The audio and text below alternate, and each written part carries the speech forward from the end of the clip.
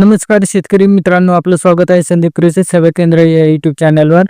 तर मित्रांनो, आपल्या शेतकऱ्यांसाठी नेहमीच एक ध्येय, खरी माहिती, योग्य मार्गदर्शन आणि सरकारकडून मिळणाऱ्या प्रत्येक योजनांची अचूक बातमी थेट तुमच्यापर्यंत पोहोचणं.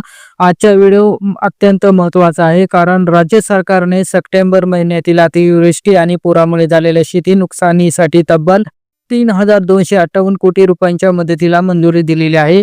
होय मंडळी, आज म्हणजेच 18 ऑक्टोबर रोजी शासन निर्णय प्रसिद्ध झाला आहे आणि यामध्ये 23 जिल्ह्यांचा समावेश आहे. तर चला मग आपण पाहूया कोणत्या जिल्ह्यांना किती मदत मिळाली आहे, कोणत्या भागात जास्त नुकसान झालं आणि ही रक्कम तुमच्या खात्यात कशी जमा होणार आहे.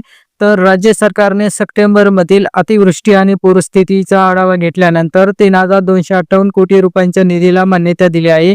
या अंतर्गत एकूण 23 जिल्ह्यांना 33,65,544 शेतकऱ्यांना थेट मदत मिळणार आहे. एकूण 27,59,000 हेक्टर शेती पिकावर परिणाम झाला होता आणि या नुकसानीसाठी राज्य सरकारने आर्थिक मदत जाहीर केली आहे.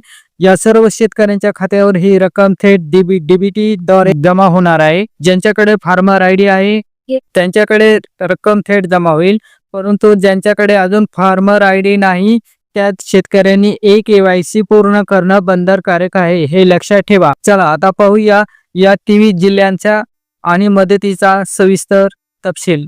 सर्वप्रथम आपण पाहूया नागपूर विभाग.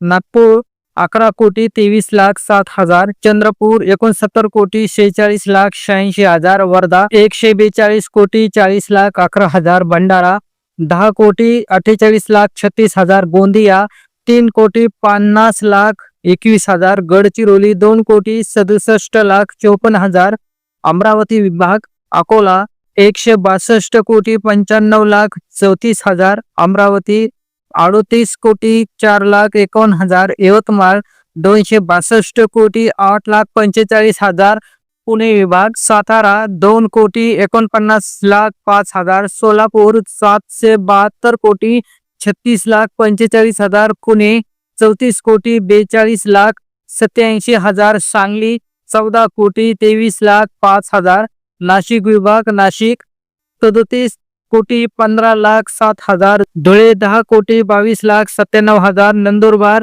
53,99,000, जळगाव 294,94,47,000, अहमदनगर अहिल्यानगर 846,96,89,89,000, कोकण विभाग ठाणे 8,37,65,000, पालघर 14,42,07,000, रायगड 5,09,09,000, रत्नागिरी 13,53,000, सिंधुदुर्ग 8,29,000. म्हणजे सर्व जिल्ह्यासाठी मिळून राज्य सरकारने एकूण 3,258,56,48,000 रुपयांच्या मदतीला मान्यता दिली आहे.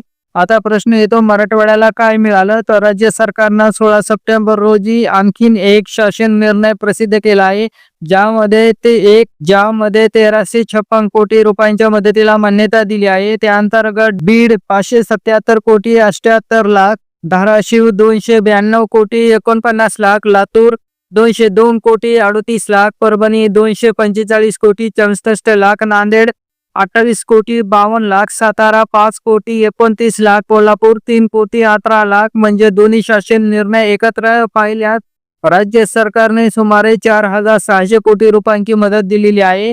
तर राज्य सरकारनं स्पष्ट केलं आहे की मदत NDRFच्या निकषानुसार देण्यात येईल. कोरडवाहू शेती पिकासाठी 8,000 प्रति हेक्टर, बागायत पिकासाठी 17,000 प्रति हेक्टर, बहुवार्षिक पिकासाठी 22,500 प्रति हेक्टर. परंतु या सर्व प्रकारांमध्ये मदत कमाल 2 हेक्टरच्या मर्यादेत देण्यात येणार आहे. मंडळी, ही मदत थेट तुमच्या बँक खात्यामध्ये जमा होणार आहे. तुमच्या फार्मर आयडी क्रमांकावर आधारित माहिती शासनाकडे उपलब्ध असेल तर काही चिंता नाही, पण जर तुमचे KYC अद्याप झालेली नसेल तर लगेच तुमच्या जवळच्या सेवा केंद्रावर जाऊन KYC पूर्ण करून द्या. ही मदत मिळवण्यासाठी वेगळे अर्ज करण्याची गरज नाही. शासनानं जाहीर केलेल्या यादीतील पात्र शेतकऱ्यांच्या खात्यात थेट रक्कम जमा होईल. अतिवृष्टीनं शेतकऱ्यांचं आयुष्य अक्षरशः उद्ध्वस्त केलं. कधी डोळ्यासमोर पीक वाहून गेलं, कधी दाण्याला पाणी मिळालं नाही. शेतकरी म्हणून या परिस्थितीचं दुःख आपणच जाणतो. राज्य सरकारनं काही प्रमाणात मदतीची घोषणा केली असली तरी शेतकऱ्यांच्या अपेक्षेनुसार मदत अपुरीच आहे, हे वास्तव आहे. परंतु मदत जरी मर्यादित असली तरी ती वेळेत पोहोचली तर शेतकऱ्यांच्या आयुष्यात कुठेतरी दिलासा येईल, हाच हेतू या व्हिडिओच्या माध्यमातून आहे. तर मित्र शेतकरी बंधूंनो, आपलं संदीप कृषी सेवा केंद्र चॅनल हे तुमच्यासाठीच आहे. इथे आम्ही रोज शेती संबंधित नवीन माहिती, शासन निर्णय, खत, बियाण्यांचे दर, नवीन तंत्रज्ञान आणि शेतकऱ्यांच्या हक्कासाठीची बातमी तुमच्यापर्यंत पोहोचत असतो. जर तुम्ही अजून चॅनल सबस्क्राईब केलं नसेल तर लगेच सबस्क्राईब बटन दाबा, कारण पुढचे काही व्हिडिओ अतिशय महत्त्वाचे असणार आहे, ज्यामध्ये आपण या मदतीची प्रत्यक्ष बँक खात्यातील प्रक्रिया, डीबीटीची स्थिती आणि जिल्ह्यानी यादी याबद्दल सविस्तर चर्चा करणार आहोत. व्हिडिओ आवडला असेल तर लाईक करा, तुमचा अनुभव आम्हाला जरूर लिहा. धन्यवाद. जय जवान जय किसान.